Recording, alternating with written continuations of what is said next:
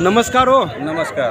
आपलं नाव काय? नाना निवृत्ती गोरड, गाव बोरडवाडी, तालुका माळशिरस, जिल्हा सोलापूर. बरं बरं. आता सध्या तुम्ही कुठं आहे? सांगोलच्या यात्रेत आहे. नागपंचमीच्या निमित्तानं तुम्ही मेंढ्या घेऊन आलाय? घेऊन आलो इकरीला.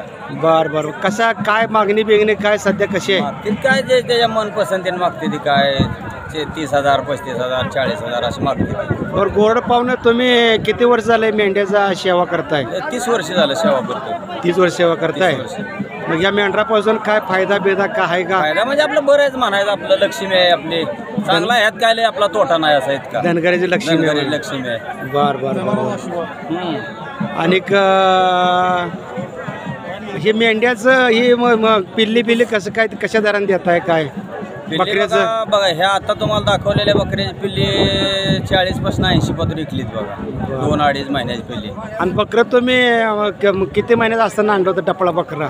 2 महिन्याचं होतं. कितीला आणला होता? 91ला. 91ला.